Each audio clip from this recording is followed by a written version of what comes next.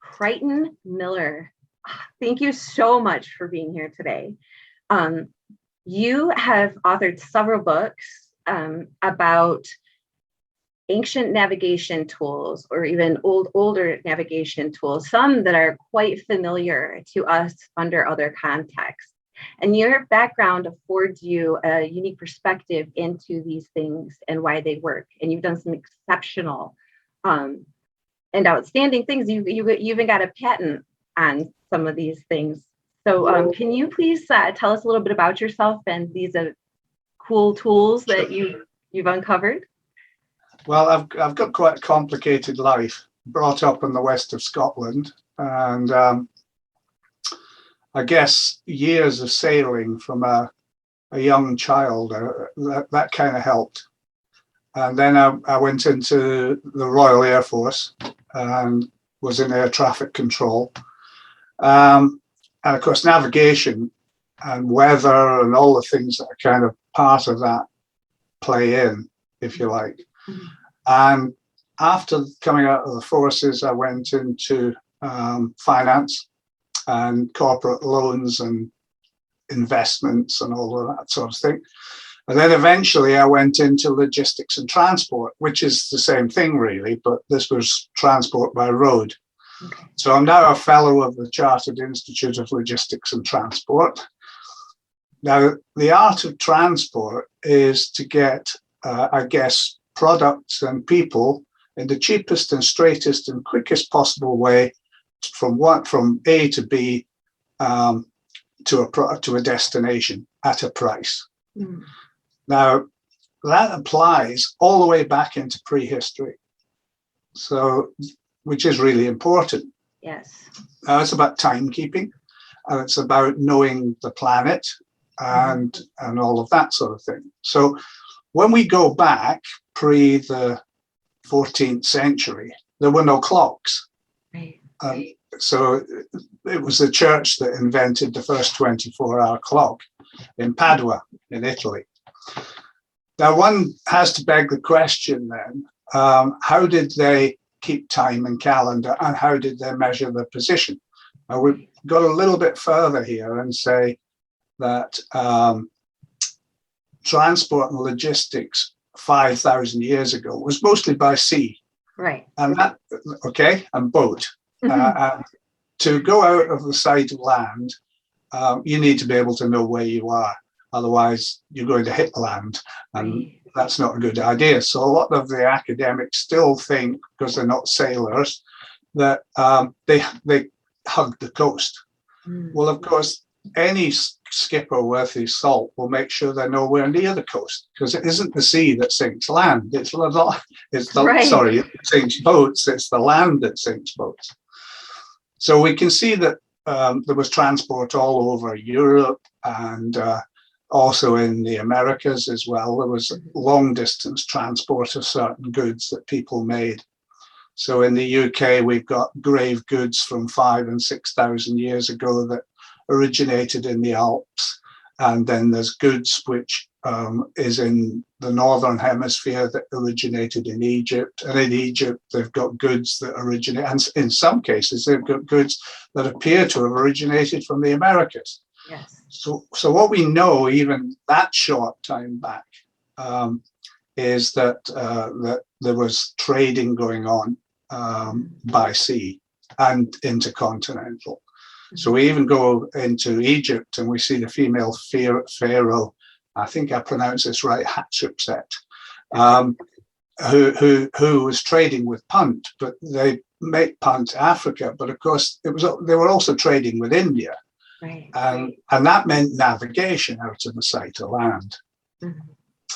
So I think the most important thing is, this is a big leap to understand, but looking at the stars and ages and ages ago in hunter-gathering times, which you can see at Göbekli Tepe, the latest discovery, which they're dating around 14,000 years ago, was that they were into what has been got rid of by science, which is what we know as astrology. But I'm not talking about fortune telling. I'm talking about star logic, ology. And then what's missing, and this is quite complex, but this is where Thor Heyerdahl came adrift and where Tim Severin came adrift in terms of their transatlantic voyages, is that science at the time said that these people couldn't navigate. So I've discovered the instrument that they could navigate with. And what's extremely surprising, of course, is that it's on every church. It's become a religious icon, if you like. Now, why would that be so? Basically, I think we can go to the word alphabet, and I don't know if you know what that means, do you? Yes, but please enlighten us. Tell us what it means. Okay, so it comes from Aleph, which is the first letter, but there are two letters involved in this group. So Aleph is A, and then B is Bet. And alphabet means house of God in ancient Hebrew. And the most important thing is it was the Phoenicians, who were Semitic people, who were the great navigators at the time. And that language comes from those. And then there are a lot of research on this at the moment, but you find that there are two letters in our modern language that fit for every star sign in the Zodiac. So we learn writing from the stars. Of course, that's the first line in the Bible, isn't it? In the beginning was the Word. And so that taught us not just how to communicate with each other, but it also applies to mathematics. So we're talking about logic of the stars here, which is the rotation of the Earth and then the orbit of the Earth around the Sun, and then the precession of the equinoxes and so forth. And so that goes all the way back. So if we talk about that, we can say the real problem that Christianity has with scientists, okay, and that is this. Christianity will tell you that the world is 6,000 years old. They argue it vehemently all the time. And science will tell you that the Earth is 450 million years old. But both are right. The problem is they don't understand the English language. Now, they don't understand the root of it. Right. Okay, so the root of the word world is epoch of man, civilization of man, not the planet. Right. But they don't seem to know that because their education doesn't go into the etymology of words, which is Latin, Greek, and so forth. And so our language, our English language here and throughout the world, the English language is a mixture of all sorts of languages. Right. And that's the basic problem. The problem is you can know everything about our history and what happened and where we came from with a good college dictionary. You have to go into the original meaning of what our ancestors were trying to tell us instead of changing the words as time goes by. Right. Okay? Okay. So the book is called The Golden Thread of Time. Yes. Because it's a thread that you follow through all the nonsense and the labyrinth that we managed to make over the last 6,000 years. Okay? What I've given you is a background about me and my research. Now, of course, it's much deeper than that. And all right, and it covers things like the Vikings and the Knights Templar and the build-up of, because I don't know how much people know, but the Vikings learned their art of navigation from the Phoenicians, 300 BC. And then the Vikings then invaded Europe in 1066, but they didn't just invade Britain. They, at exactly the same time, they invaded Sicily because it's on the trade routes to the Far East. So they took their knowledge and built the whole noble Christian coordinated royalty of Europe, which was really in France and Italy. And from there, they kept the knowledge that they had, that they inherited from their ancestors.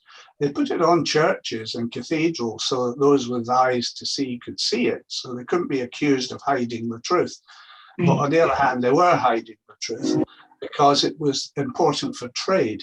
And so since seafaring was for warfare and trade, it was protected. And that knowledge has come all the way through even the scientific revolution, which was started by the Black Death, until I guess the First World War. And in the First World, you've got to remember, I guess, when you take this on, that the people who had these knowledges that were passed them down verbally from father to son or within their organizations, which were secret. Most of them were killed in the First World War in the trenches because they were also warlike.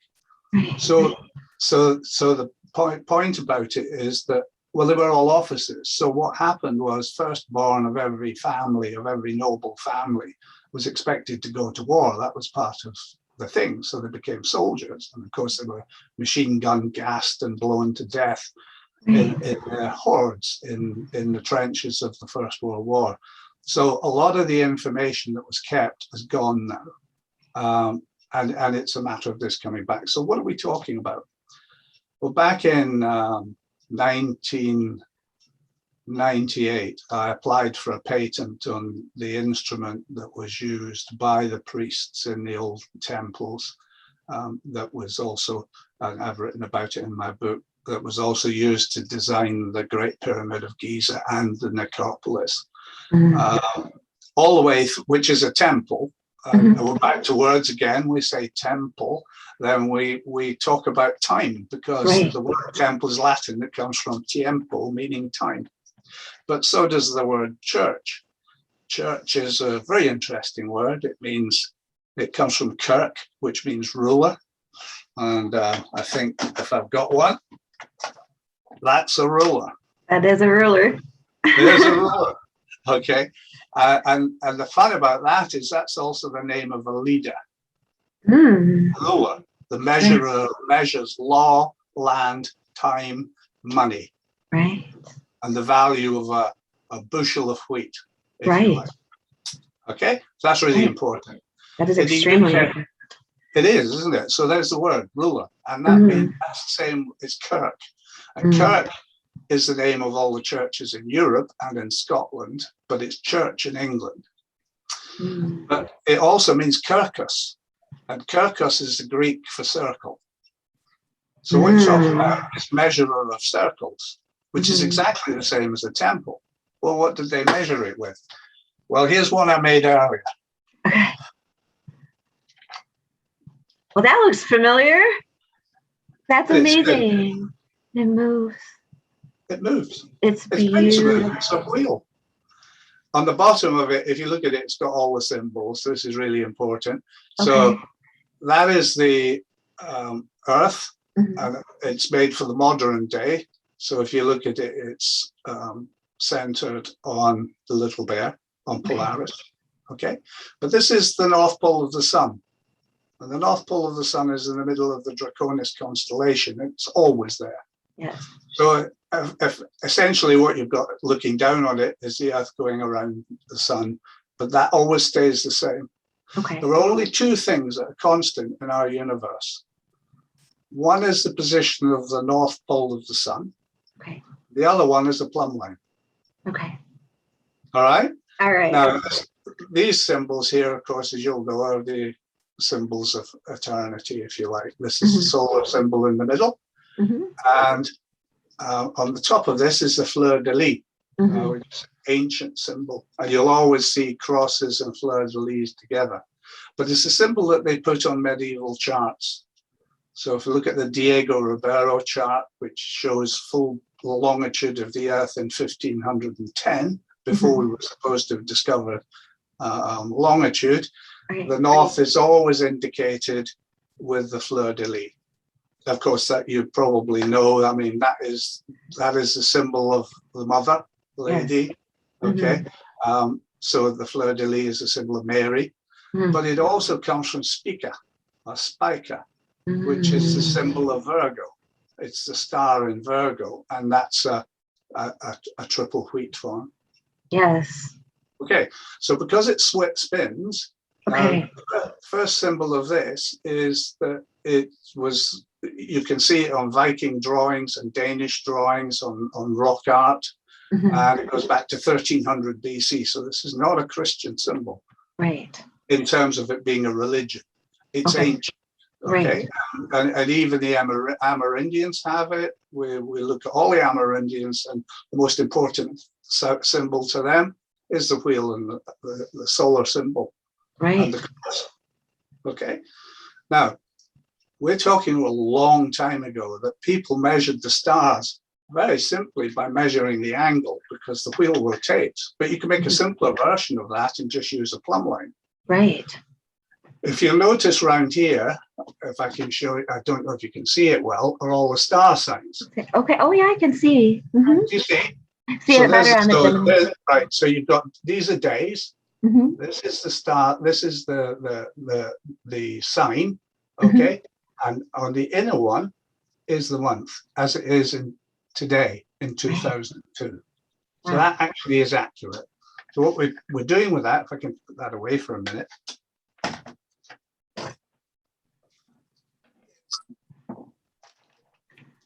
We're making a wheel. Yes. Okay, which operates just like the solar system, with the four parts of the day: morning, yes, morning, afternoon, evening, and night, yes. and also the 4 seasons of the year. Yes, powerful stuff, isn't it? It really is. With the fleur de lis placed to the north, it's placed between Sagittarius and Scorpio. How is it? Because that's where the galactic center is. Is that why? No, nothing to do with the galactic center. It just has to do with. So you will understand precession. Yes. I'm sure your listeners understand precession of the equinoxes. Okay, so that is the position on the months. Can you see? Oh yes, December 0. There you go. 0, 0. It's very interesting, because if you look at the Norwegians, they still celebrate Christmas with the sign of the goat. Yes. Don't they? Yes, they do. The goat was never there at Christmas for 2,000 years or longer, which shows that the celebration of the goat, which of course is, you know what that is, don't you? Capricorn, yes. Absolutely. And the point is that celebrates that at Christmas. Now let's go on to the days of the Knights Templar. And the Knights Templar, do you know what the symbol of the Knights Templar is? The cross? No. It's 2 men on a horse. 2 men on a horse. Okay. Gemini. Is it Gemini? Gemini. Now, 1,000 years ago, when the Knights Templar operated, they went to Jerusalem, and they also went to Edessa. And they went to recover the knowledge which was kept there on how to keep time with the stars, which is really important. And of course, they became kings of Jerusalem, and the church was involved, and so forth. Well, if you look at Gemini, you will see that Gemini only falls at Christmas. So on the northern, if you're looking south at midnight, this is the really important time in which you observe the stars. Looking south at midnight 1,000 years ago, you'll see Gemini directly south at midnight on the solstice. Yes, and when they did that, they reclaimed a lot of Earth. Like, this has to do with the Holy Grail. Is this the when they go to and they bring forth, it's about information. Yes. Right. It's all about this hidden information, because it's a very amusing story. One can translate it this way: that the Knights of King Arthur ran about looking for the Holy Grail, and the big joke was it was on top of their necks the whole time. The container of exactly you and your soul and everything that you are, and all of your ancestors and everything exist in this space here, in which you're in darkness, but light through your eyes and ears and your senses feed that entity within inside this dark skull. Wow. And there's 12. Here goes the 12 again, the 12 knights, the 12 signs. Same with Robin Hood. But you've got to remember, when they wrote when Chrétien de Troyes, which is my name, Crichton, okay, when he wrote about the Holy Grail and when he talked about that, the church had huge power. And I told you earlier, it's about protecting trade. Right. And the knowledge. Okay. So you put it out for those that understand, but it's not pearls before swine, where it becomes trampled in the mud. Do you get that? Yeah. It's the same thing with Robin Hood and his 12 merry men. Same concept. And then this goes back to the church being the first to create the 24-hour day, the 12 hours of the day and the 12 hours of the night. No. How do they know? No, the church didn't create that. The clock. They inherited it. They inherited So it. look, this is something that SAS use, and perhaps American special services use. It's called a watch. It's named after keeping. It's named after keeping watch at sea. Okay. All right. All right. So, if you're looking at that, you're looking at the North Pole of the Earth. Do you get it? Yes. And the big hand is pursuing the sun. So as the Earth spins, then the sun stays still, but the big hand or the hour hand points at where the sun is. Now that in a 24-hour clock, then that was permanent. But now it's a 12-hour clock. So if you're trying to navigate on the Earth with that, past noon, you turn it upside down. And it'll tell you where the sun is. Most people wear these on their wrists and have no idea that it's a model of the Earth pointing at the sun. Yeah, no idea whatsoever. Isn't that embarrassing? Well, now we know. So. I know, but the point about it is, and I rave about this all the time, is because it takes away your connection to nature. Yes. Indeed. If you remove it and go digital. And in our schools here in the UK, they're starting to teach children not to use an analog clock, but to use digital, which is another detachment from nature. Yes. Yeah. So same with the language. By like depleting the etymology, we don't know where this word comes from, and even just English as like the modern English language that we use, it's derived from so many different places that it disconnects us. And so each of these things, and then putting when we talk about these as religious symbols and as tools, as directional markers, as this is what they've been assigned to and what we've been told that they are intended for, then we also can use those as, I mean, it is a metaphor for what we, our moral compass, right? And then some of the ways that we still measure when you're talking about it as a navigational tool, you still could say it's at 4 o'clock in 3 minutes and 54 seconds, and it gives you this exact placement for where an object might be located. So these two things are not necessarily conflicting. They could be congruent, but we need to look at things from a practical standpoint because they actually are tools. They're actually tools. And your points about it being a trade secret, more so than anything else, because this is something that still carries on today, right? Which is the reason that why we even have patent offices to begin with, why you were even able to go turn something into this place. It's there for that purpose. Well, that's a very interesting thing because prior to patenting, which was started, I believe, in Venice in the 14th century, it was called royal assent.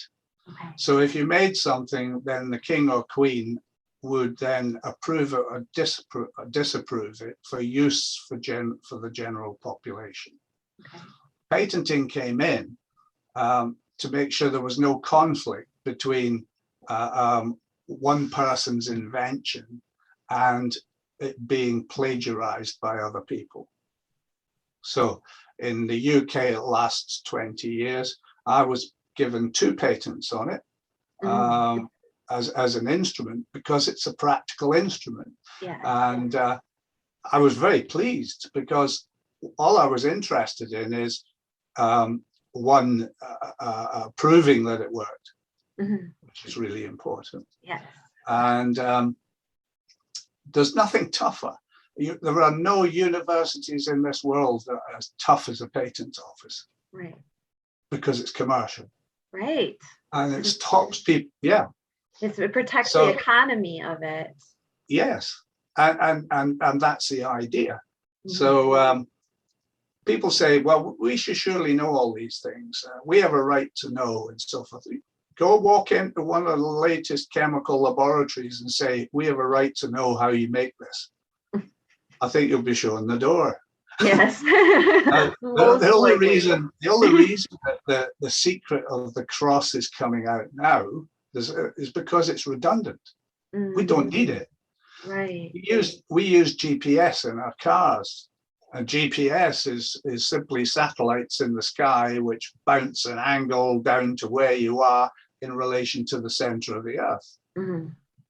Well, of course, that's what that did. Oh, that the right way up. There's a more modern model. Okay. Oh, nice. It's clear too, so you can see through it when you're surveying. Yes. And so you can work an angle out that way, so it'll tell you what the angle is. But what's really important about it is it does spherical geometry, which is they had to invent trigonometry to overcome this. Right. How could one instrument? I think it was Petrie when he measured the Great Pyramid, 32 instruments. This does it all, one simple instrument. Yeah. So it measures horizontally. Horizontally. It measures the angle this way and that way, and this way and that way.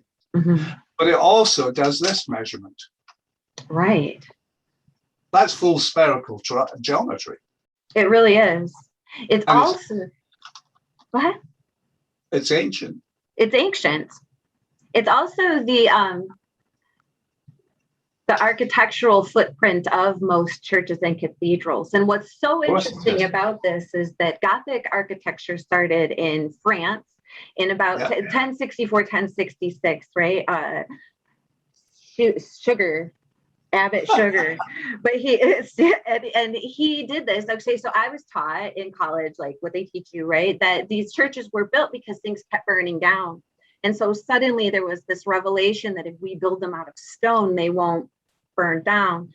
But your face, because you're like, wait, no, that's ridiculous. That's just ridiculous. You know, all of a sudden, all of this gigantic changes in architecture and methodology and things like this started to, and everything. So when we look at a church from the roof, it's a cross, just like you're showing, and it has a central point, just like you're showing. And when we look up, and oftentimes my dad's church still to this day is blue with gold stars on the ceiling of his church, you know, and it's because it couldn't be louder if you know what to look for. It couldn't be louder. It's on show, but I think it was Eliphas Levi who said the best way to hide something is put it in full view of the public. Yes. And that has to do with a psychological problem that humanity has. See, human beings have to club together to function. They're not independent. They need teams. Right. And so they need to be all of the same mindset. So built into the human brain here is left and right brain, but there's a guardian. Right. And it's called precognitive bias. Okay. So you're biased already to something that's different than the belief of the group. And therefore, even if it's put right in front of your nose, you won't see it. So what's really important for our survival can also destroy us. Right. You know, the sheep follow the leader off the edge of a cliff. Right. Well, and that's why it's important to retain this information, right? To be able to educate ourselves in such a practical sense, to say, you know, like, we know that previously in human history, people didn't know about these sorts of cognitions, cognitive dissonance and things like this. We didn't know that was of human nature, but along with all of these discoveries and the ability to communicate these things, right? Now we have the knowledge that these things exist.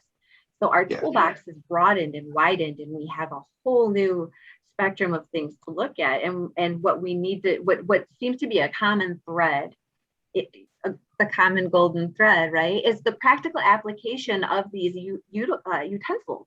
They're Yeah, utensils. they were utensils, but they were utensils that divine things. So Mm. they could divine the nature of time. So our ancestors 5,000 years ago knew the nature of time. We don't today. So for instance, people use 0 and -1 and -2. Well, that was forbidden by the Greek philosophers and forbidden in the early Christian church, because what it did is it led the mind astray. So whereas you use in mathematics 0 and -1 and -2 to work the mathematics out to prove by what it's not what it is. That's the basics.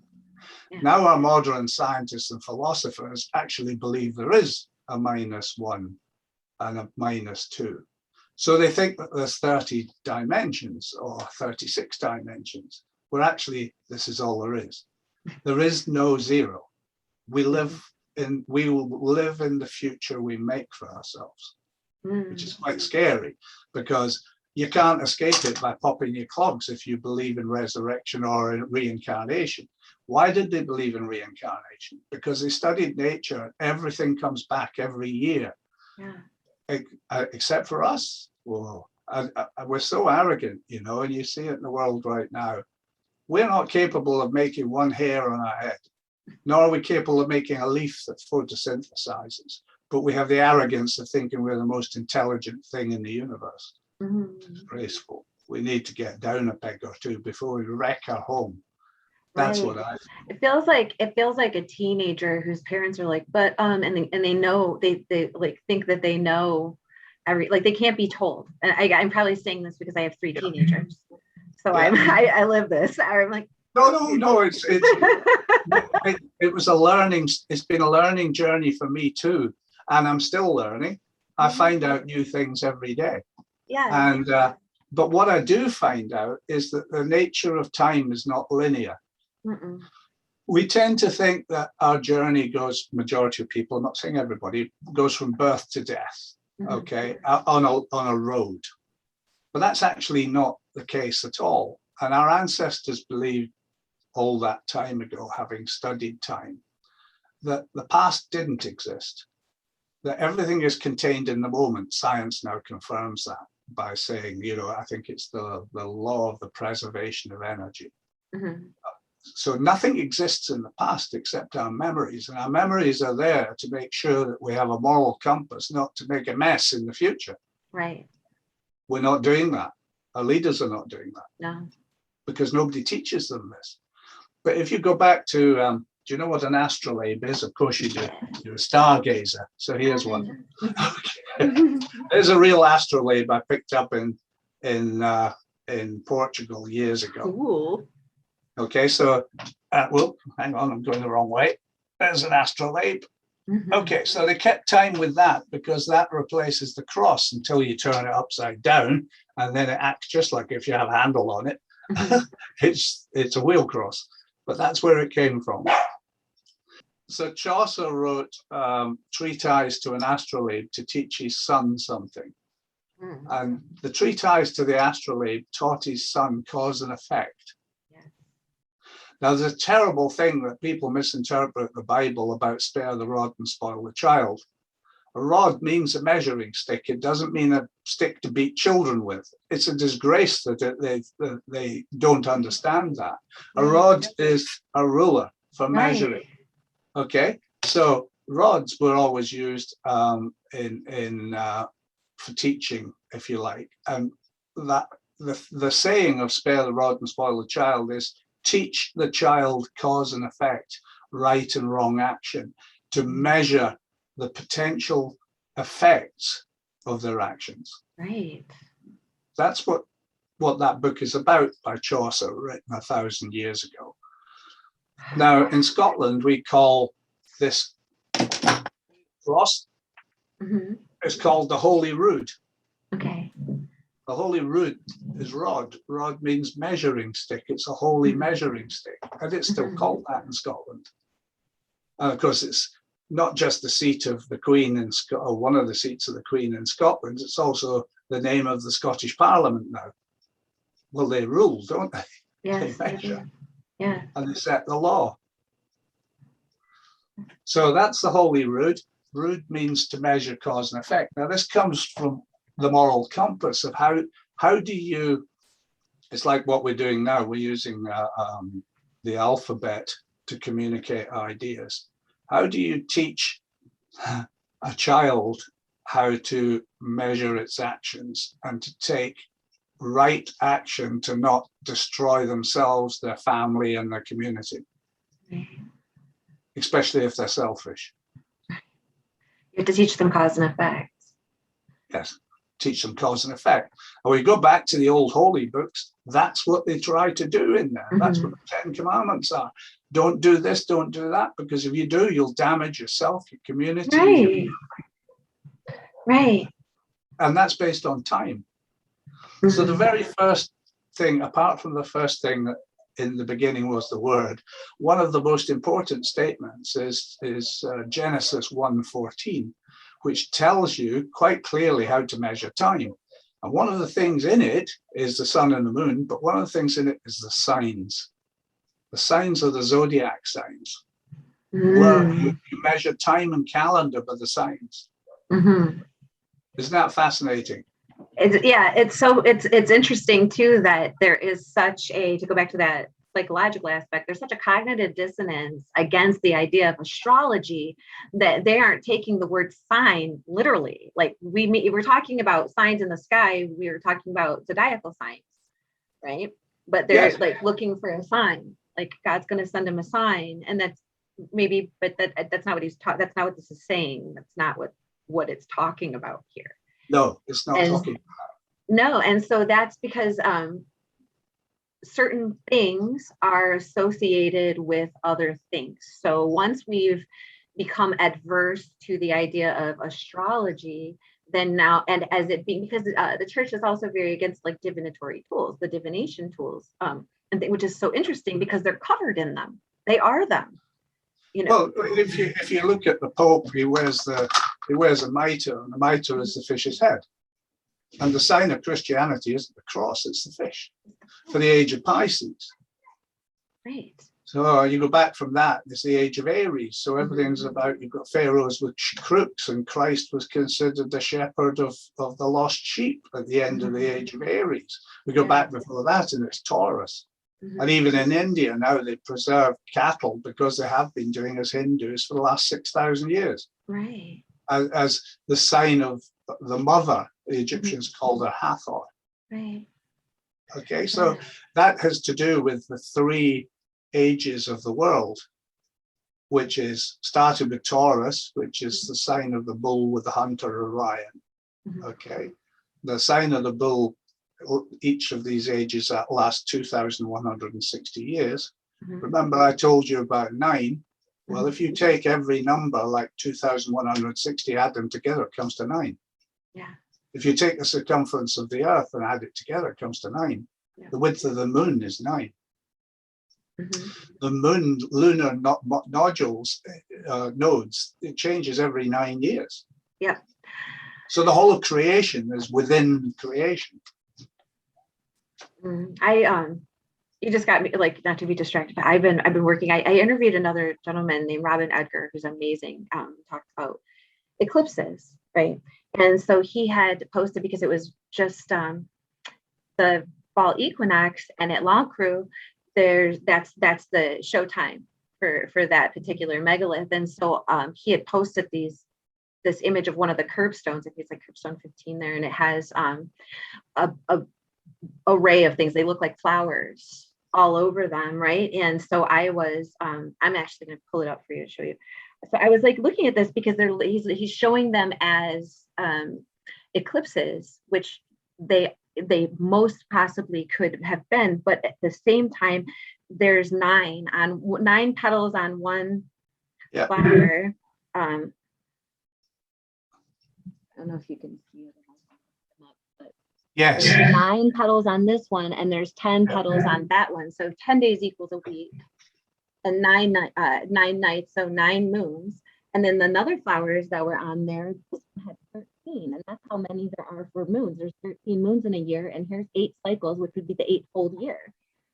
So then when I went through it again, and then here's be hard to see. There's this, right? So it might be the magnetic field or the ether, whatever that is. Here's the solar cross. Yeah. You're showing, and the sun, the equinox of it right there. And then we have the dawn and the dusk, hours before you see it, Heather, don't you? That's the whole point. You see this it. is here.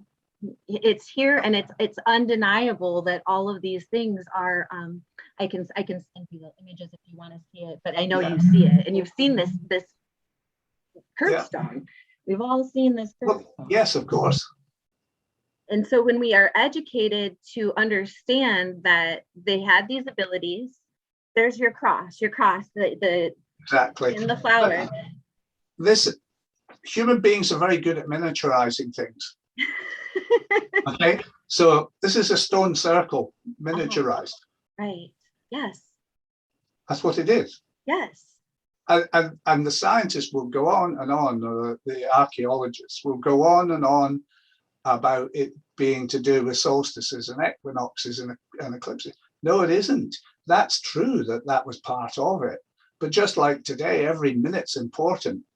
You know, we've got people running in and out of work we did it today, you know, we made a time and then worked out Eastern Standard Time against British summertime, so that we could meet together at a specific time in a specific space. Right. And that's what they did with the stone circles. The stone circles are navigation devices where they didn't have universal time, they had local time. In fact, in the UK, there were riots, and I think it was in the 16th century when they tried to make universal time. One chap blew himself up trying to blow up Greenwich to stop universal time. But we forget, why did we need universal time? And it has to do with the train going east to west. It's a simple thing. If you don't have universal time and you're living on local time, and you've got a train that's doing more than walking speed, your time's going to get mixed up as you go east to west or west to east. And so to stop crashes, they started to make universal time. And we're now used to universal time, or Greenwich Mean Time. But it has to do with traveling faster than walking or horse pace. Right, which became apparent once we started to be able to move. Yeah. So I've been to Greenwich and I looked in the telescope and I saw Pluto, and it was really crazy. And it was like, you know, it's kind of like you're standing there and you have that feeling like this is where time began, but that's not true. But you have that feeling when you're standing there. And so that was a huge feat, because we could do east and west. We could do the latitude lines, but longitude, not so much. That was a more difficult endeavor. And at some point the meridian was in Italy. Am I wrong? It was the Mediterranean is called Mediterranean because it means middle of the earth. Okay. See, etymology again. Yeah. Right. And the middle of the earth for the Greeks was also, I guess, the Great Pyramid of Giza, because it's a temple. Right. They call it an necropolis, but it's a temple. You know, it measures time, but not for those that don't understand time. Okay. The French and the British fought over where the meridian should be. You know, they were not physically, but they argued about where it should be, and it ended up in Greenwich. So, but it's imaginary. The whole point about it is that everybody has their own longitude. You know, where you are now is south and north is different for you than it is for me, but it's still part of a great circle. Right. So you can put it any way you want. And that's where we come adrift when we're talking about the ancients, because they didn't have a universal time. What they had was staging posts, stone circles on every island in the Mediterranean going east to west. You just had to hop a bit, go to the next guy and say, excuse me, can I please have a tally stick that tells me how to measure longitude between here and the next place? Right. Simple. But we can't get our heads around it. It's like people get on these aeroplanes and they go on holiday, you know, and they get on there and they start sipping their martini or whatever it is they feel like having, and they get on there and then they arrive for we call it the expectation society. They have no idea the mechanics and mathematics and navigation that goes into getting them from A to B. Right. They just take it for granted. Right. Until they can't do it anymore for some reason, like Mhm. COVID. You know, Yeah.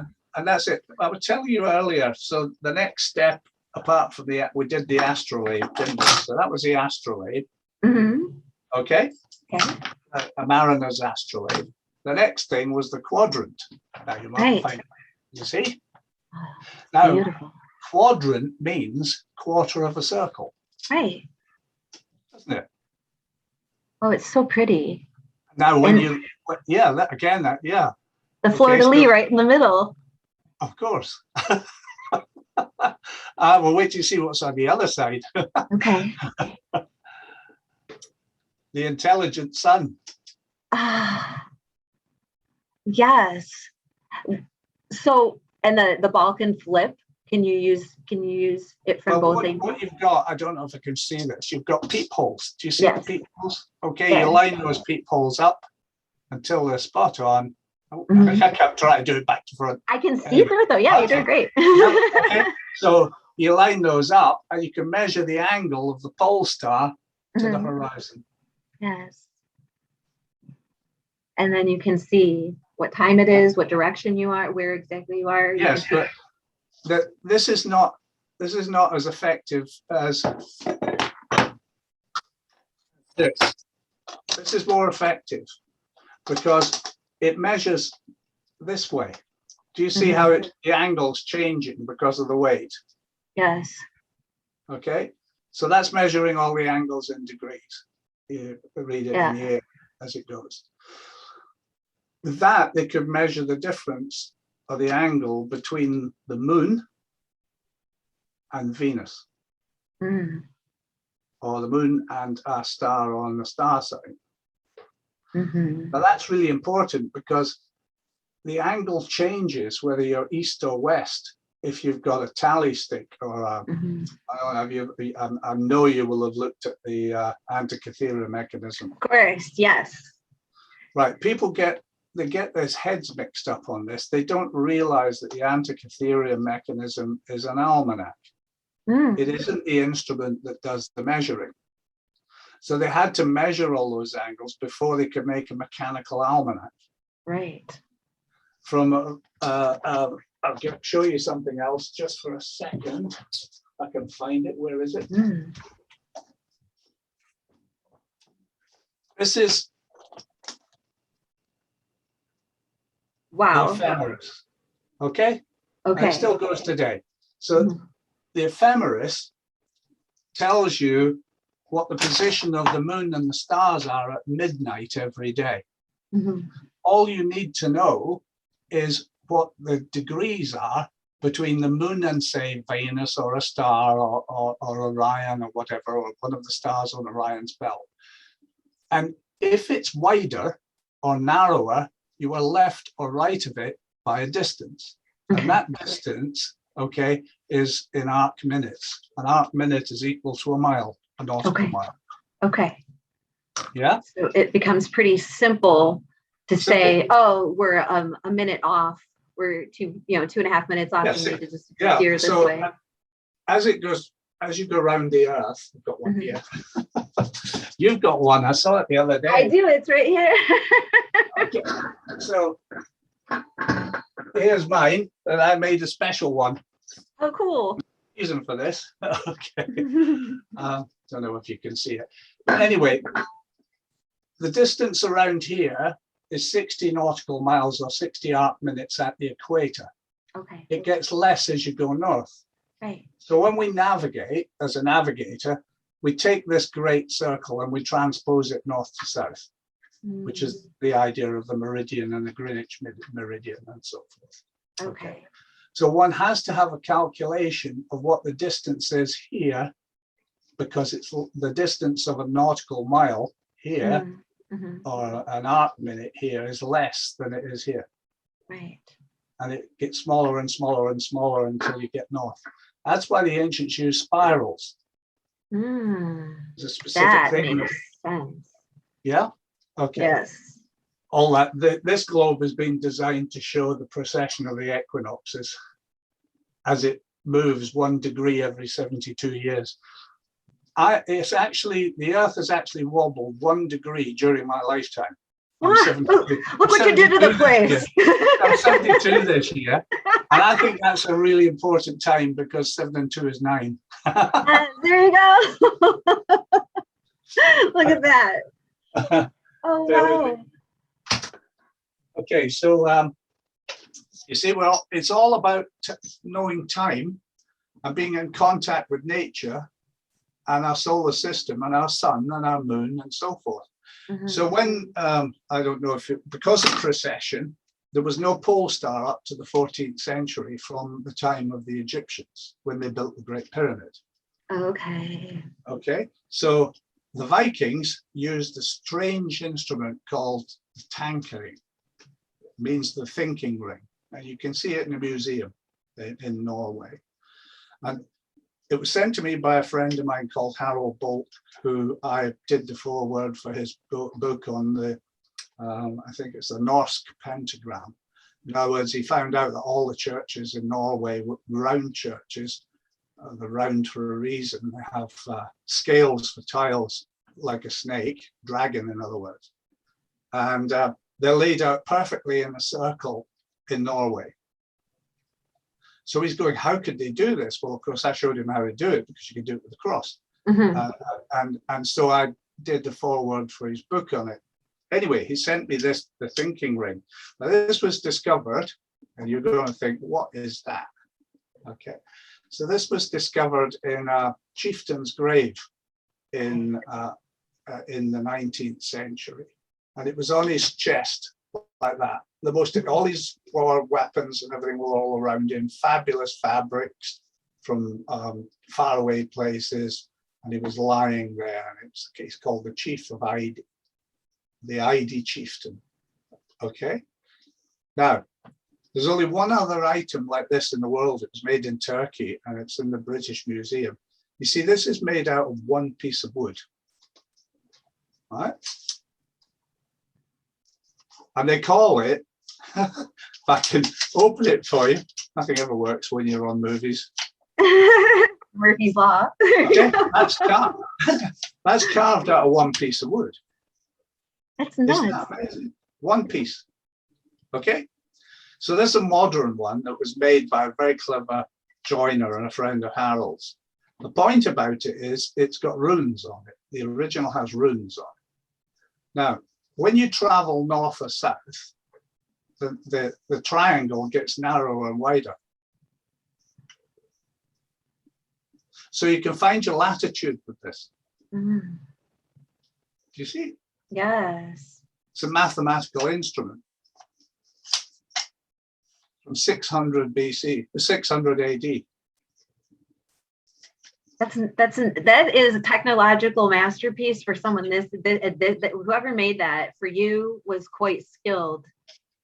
Well, the chap that made this for me was even more skilled.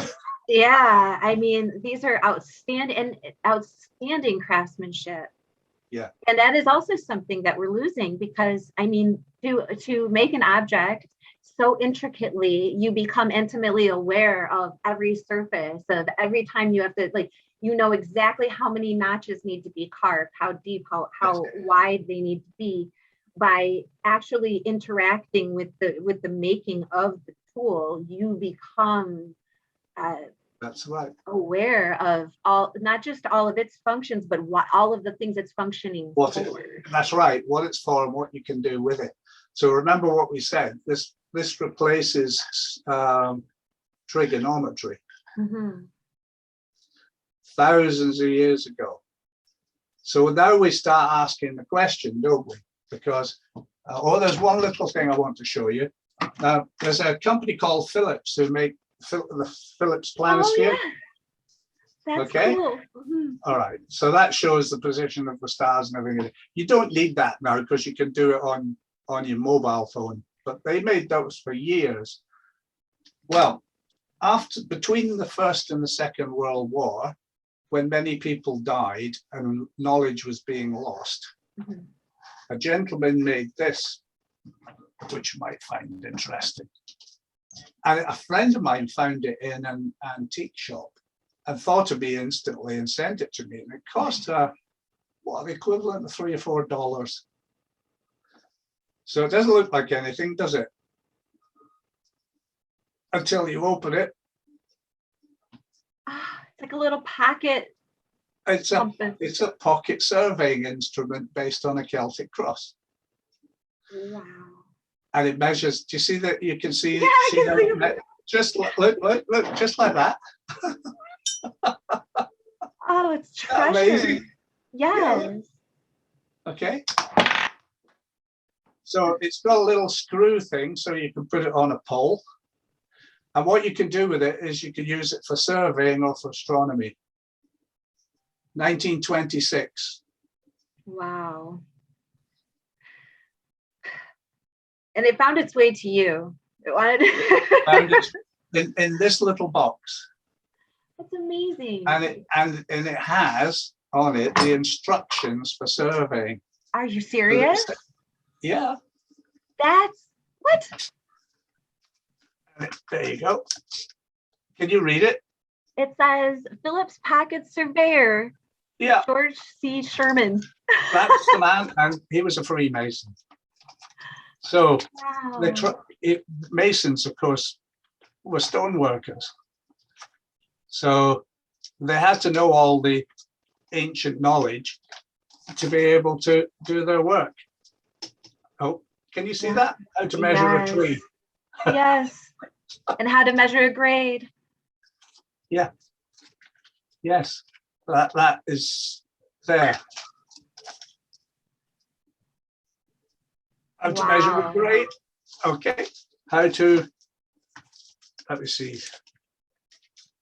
How to measure the width of a river or an area of land. Wow. With just that simple tool. Yes, that simple tool, which was once this, which never looked like this because I've had it made by my friend who's passed away. It was made like this to show what it does, which is why on old Celtic graves and so forth, this is all embellished on it. And what it's really saying is, the wheel turns, you may be dead now, but you'll be alive again. Right, yeah? Right. Every season ends in winter and starts in spring. That's right. It's a story of hope, isn't it? It is. It is. And it's the cycles of time, you see. Yes. Everything is, and the war between order and chaos, which we see as time, which is written in the heavens, isn't it? From the old perspective. Do you like that? I love that. That was fabulous. That's everyone should be aware of this, because if anything, I mean, we need to be able, these things will perish without the passing along of the understanding, without the utilizing of these tools, without, putting our phones down and finding our way with our pocket surveyor. We are doing ourselves a disservice by not embracing these things and expanding on them. I mean, you can go anywhere in the world and find that symbol. It's universal, one of the most ancient universal symbols. Yes, it is. And it has to do with, I feel, this is speculation, that it's pre the end of the Ice Age. And I think that hunter-gatherers, the only way they could travel was by boat, and they did that using the stars and the sun and the moon. And when the cataclysms hit, which we really haven't got our heads around at the moment, but I mean, for instance, Sahara Desert was a beautiful green and verdant place with animals and lakes and rivers and fish, and all of that they're now discovering recently. But it's even like the North Sea around Great Britain. It didn't exist. You could walk from Scandinavia to Scotland in 10,000 years ago. And then we had terrible tsunamis, and the sea levels rose 300 feet, and everything changed. Well, Plato wrote about it, didn't he? And it was this so-called Atlantis theory, but it was a worldwide cataclysm. Yeah. For some reason. And it melted the ice and what have you. Well, the people that had been traveling as hunter-gatherers, 90% of the flora and fauna was destroyed. So they had to start husbandry and agriculture to survive. Right. And they also became then landlocked and locked off and stopped. There was only a few, if you like, that went traveling by sea hunting. And that became less and less. And then it was a specialist thing and trading and so forth that came out of that. So I think we've lost an ancient knowledge. It goes back to Göbekli Tepe and beyond. And here's the interesting thing for you. All these places like Göbekli Tepe and like the caves of Lascaux in France, all of these places are beside a waterway. Yes. Every one of them. Without question, because that was their mode of transportation. Yes, and I was writing recently about it, and we're just saying about the Amerindians who still carried on, and you might have seen it on Facebook. I put it up the other day. And it was really because they've now discovered in America that there were people there 23,000 BC. Yeah. Instead of 13,000 BC. And in my book, I argued about the Solutrean connection and diffusion because it was based on spears that were similar in Europe as they were in America. Right. Yeah. So it's called the Solutrean spear or the Solutrean connection. And what I was saying is they were already traveling about by boat and crossing. Well, they talk about the Inuit. The Inuit young men, they go out in the summer and they take the boats and they go hunting, and they can travel up to 1,800 miles in the summer. And you could pull the canoes up onto the ice, turn it upside down, and actually look at a roof, a house. It would be the same thing for the North American tribes as well. And I think they traveled the Great Lakes, they traveled from Newfoundland, they traveled, as far as I'm aware, down as far as Panama in the winter to avoid the winter cold. Well, you would, wouldn't you? Yeah, I would. Yeah, you travel like the birds, you migrate north and south, but you migrate by waterway and by coast and by sea. Yes. And this shows too, because there's all these stone circles, there's all these similar things because I'm from the Great Lakes region, right? And so we have the petroglyphs with the similar stories. We have the sunken stone circle that I personally have done the measure. I mean, I haven't been underwater. I took the images and I did the measurements, and it lines up exactly like Stonehenge basements. Of course. So they're exactly in the same places, and the proportions are the same. It's all the same. And it also shows, because those footprints weren't found on a coastline, they weren't found they were found very centrally located in speaking of the continent, right? It wasn't someplace somebody just arrived to. However got to these places, they had quite a ways to go. If this is where they came from, they had gone a long way to get here. So it speaks to that the water, obviously the water was in different places. The land was shaped differently. And back to the Occam's razor too, if it's the simplest explanation, it's probably correct. And you're talking about people who learned how to navigate the entire world using a circle with a cross in it, using a simple boat that can be used as a roof and a boat, plus canoes are accessible. You can go on big water, you can go on little water, it's easily carried, and they're quick to construct. So to think that human beings in ancient times just because they were using simple things didn't mean that they weren't sophisticated. These are extremely they're sophisticated to the point of the simplest necessary body. This is all you need, and you can do so much with it. So the world's an oyster. Yeah, the troubles in the world really started with agriculture and the protection of land. Was previously to that, nobody owned land, you know. And it was, right. And to say to that effect too, that why would we dig in the earth and do all this hard work to supply ourselves food if it was readily available to us? There was no real reason to do it. It was out of necessity. And then we became protective of the necessity because it was our lifeline. And we're still living that way, even though it is no longer necessary. Yep. And taking other people's resources if we can, which causes trouble and strife in the world. So, but it was a natural event, whatever happened, it was created in nature back there at the end of the Ice Age. Yeah. But we, you know, we are where we are, aren't we? And to talk about time again, we are where we are. We are. Yeah, it's fascinating. I quite like the because the Hopi Indians also have their story of bare feet, on the feet of the bear, and the travel and so forth to end up where they are. But they talk about the ages and the changes that have happened over the period. But so do the Maya. I had a lot of time with Don Alejandro, who's the elder of elders of the Mayan people. Spent quite a fair bit of time with him. Funnily enough, in Tenerife, where we've got La Palma's volcano going off at the moment, and Mother Earth is spitting fire. Yeah.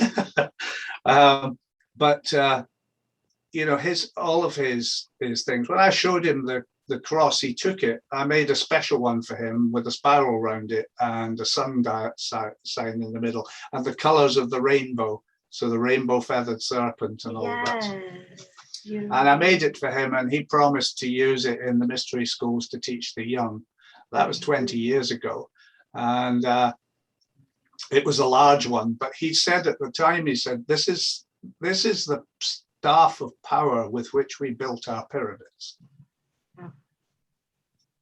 Of course, as you know, I've written on the Dixon relics, which has got a staff of power had a staff of power in the north shaft of the Queen's Chamber, which is accurate to 3 arc minutes, you know, which is how much the pyramid is out of alignment with north. That's amazing. It's You're going on and on. I know, and then I know when we've been talking for a while, so we're getting short on time, but I appreciate it. I did want to talk to you about the Dixon relics, but we could talk about that another time, because lovely.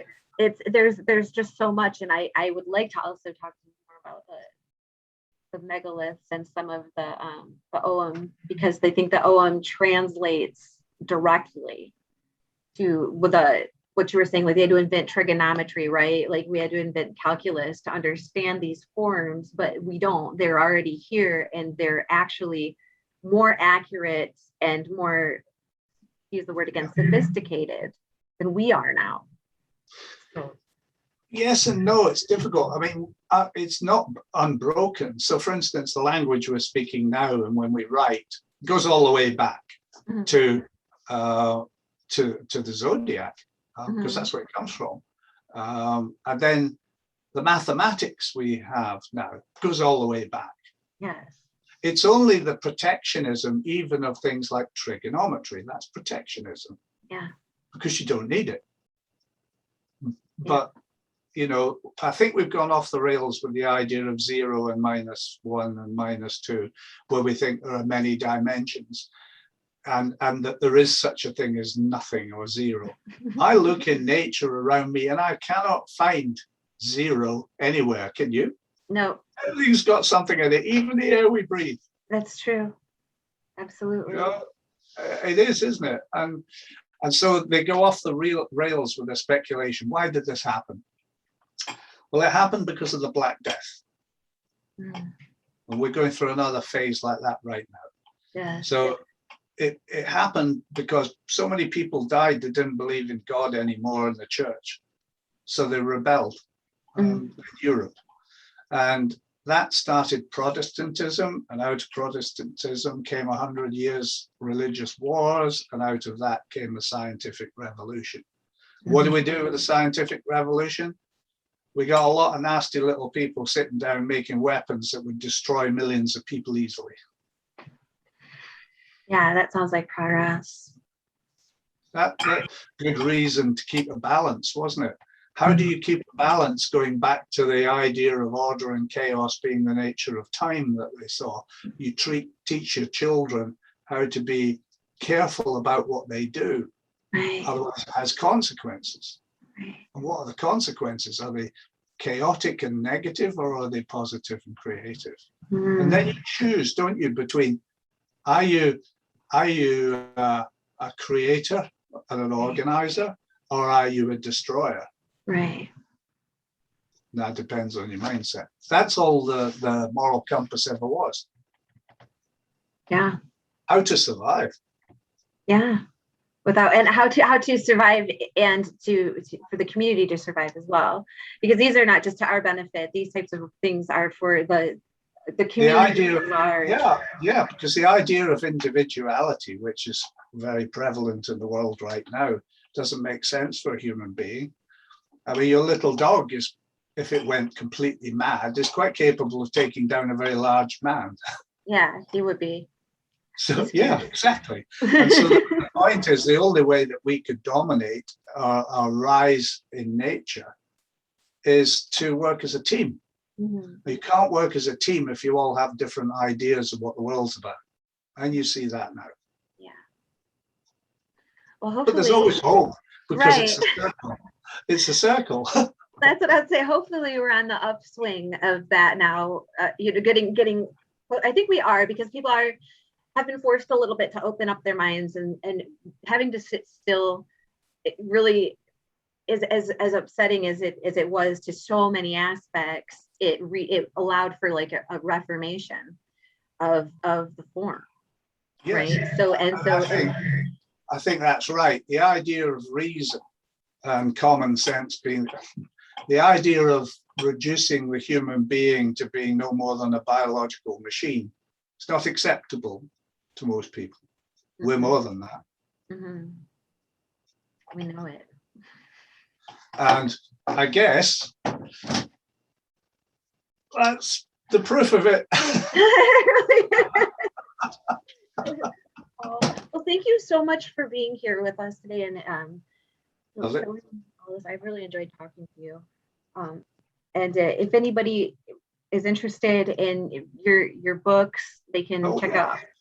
I've got one somewhere. Here we are.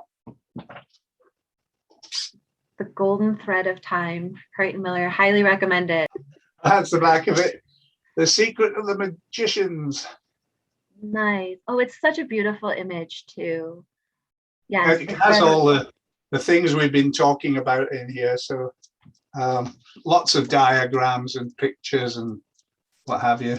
Hang on, we'll get there to one. No, I said lots of them, but there is. But it gives you the basics. And at the back of it, it's got the patent. So there you go. There you go. You get a bonus. There's another book coming, but it's taking me a long time to focus it down at the moment. But I'm working on another book, because most of the discoveries were made 20 years ago. And then, of course, I ran a commercial enterprise at the same time. Right. So I had 28,000 heavy goods vehicle drivers to look after. Yeah. I retired 2 years ago. So now there's all the other research that what happens is the cross is really a key, mm-hmm. because once you've got the key of an instrument, then it ties what they did together. Yes. But without the cross, it's speculation. Right.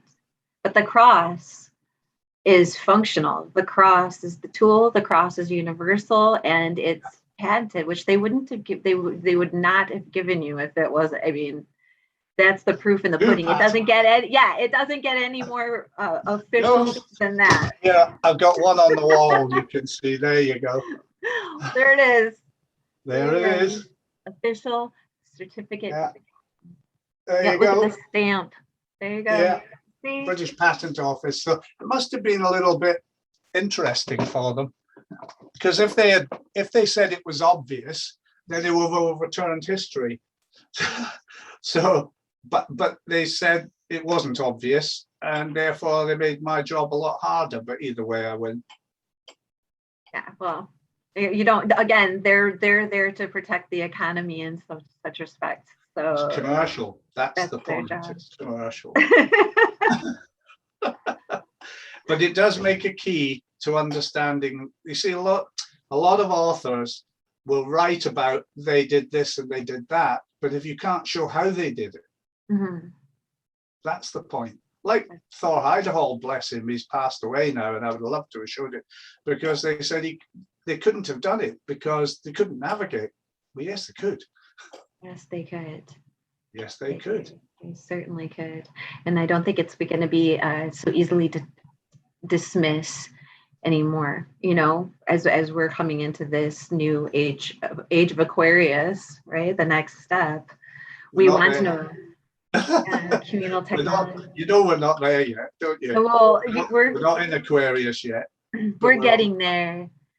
Yeah, 1 degree every 72 years. 72, and you've made the degree. You've got the degree. I made 1 degree. I got my degree. I'm still working on it. Don't rush. Take my time, and I use my cross. And thank you for pointing us in the right direction with all of this. Muchly appreciated. You have a great day, Crichton. Thank you so much for being here. My pleasure. We'll talk again. Sure, definitely. Bye. Okay.